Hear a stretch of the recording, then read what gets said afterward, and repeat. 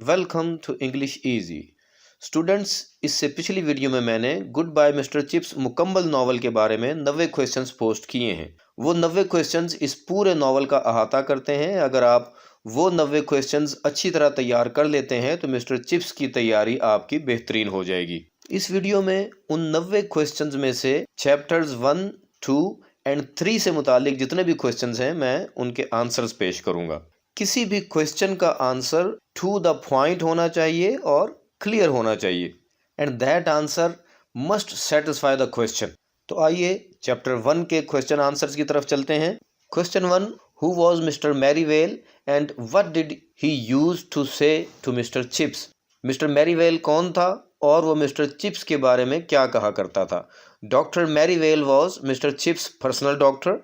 He used to come to check Mr. Chips on alternate Sundays. He admired his health and used to say to Mr. Chips that he was fitter than the doctor himself. He would also say that Mr. Chips would die a natural death. Question 2. Why did Merivale say that Mr. Chips would die a natural death? The doctor said so because Chips was not suffering from any serious disease. Even at the age of 75, he was quite fit. So, there was every chance that he would die a natural death.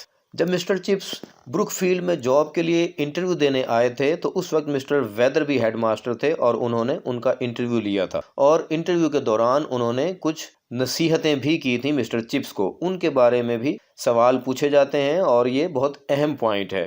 Question number 3, how did Mr Wetherby advise Mr Chips. मुख्तलिफ wording में यही बात पूछी जाती है। जैसा कि आप सामने देख सकते हैं 3 वर्डिंग्स आपके सामने मौजूद हैं और ये बोर्ड ही के पेपर की वर्डिंग्स हैं। Mr Wetherby said to mister Chips, give your enthusiasm to Brookfield and Brookfield will give you something in return. He advised Mr. Chips to take up a firm attitude from the beginning. That is the secret of maintaining discipline. Question 4. Describe Chips' first day experience at Brookfield School. On his first day, Mr. Chips had to take his class in the big hall. There, he was at the mercy of 500 unprincipled ruffians to whom the baiting of new master was a fine art, an exciting sport, and something of tradition. At first, here was a sudden hush, and then someone dropped a desk lid. He found out the boy and punished him. जब mister chips ने big hall में पहली class ली थी ये उस बारे में है। एक बच्चे ने डेस्क का ढकना गिरा दिया था और मिस्टर चिप्स ने उसे स्पॉट आउट कर लिया था, उस बच्चे को पकड़ लिया था और उसे 100 लाइन लिखने की पनिशमेंट भी दी थी। क्वेश्चन 5 है, who was Colley. Colley was the boy who dropped the desk lid in the very first class of Mr Chips and Mr Chips spotted him and punished him to write 100 lines. Question 6, इसी Colley के बेटे के बारे में है। What did Chips say to second Kohli.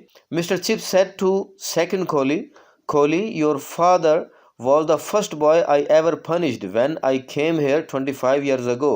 He deserved it then and you deserve it now. Question 7, उस पहले कोहली के ग्रैंडसन के बारे में है। Describe mister chips joke with the third Kohli. Chips told the third Kohli that he was a fine example of family tradition. He explained that his grandfather was a stupid fellow, and so was his father.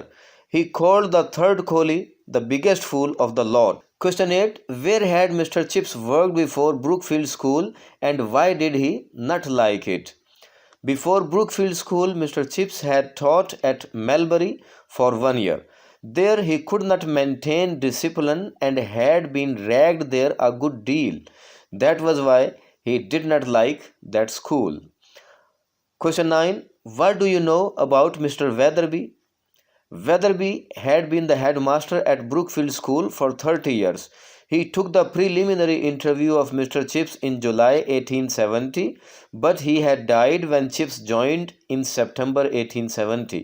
In his time, Brookfield made remarkable progress. Question 10. How did Chips remember the day of his preliminary interview? He remembered the day of his preliminary interview as it was sunny July, the air was full of flower scents, and a cricket match was being played between Brookfield and Barnhurst teams. and one of the Barnhurst players made a brilliant century. Now we proceed to chapter 2. Question number 1. What was academic and social status of Mr. Chips? As a whole, Mr. Chips was a mediocre personality. His degree was not particularly good, and his discipline was not absolutely reliable under all conditions. Besides, he had no private means and no family connections of any importance. Question 2. What is the contribution of Brookfield School to England? Or what kind of people Brookfield supply?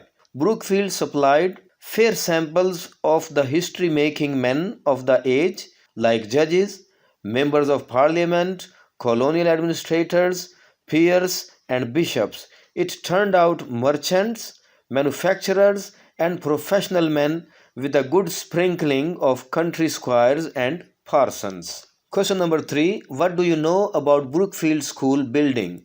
The Brookfield School building was a group of 18th century buildings centered upon a quadrangle, and there were acres of playing fields beyond.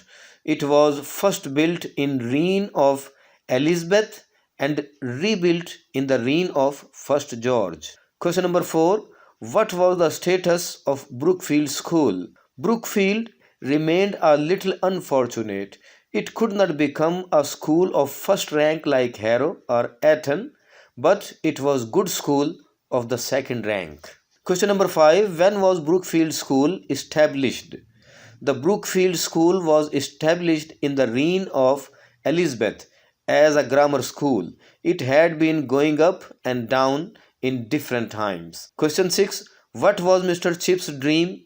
Mr. Chip's dream had been to get a headship, or at any rate a senior mastership in a really first class school. But gradually, after repeated trials and failures, he realized the inadequacy of his qualifications.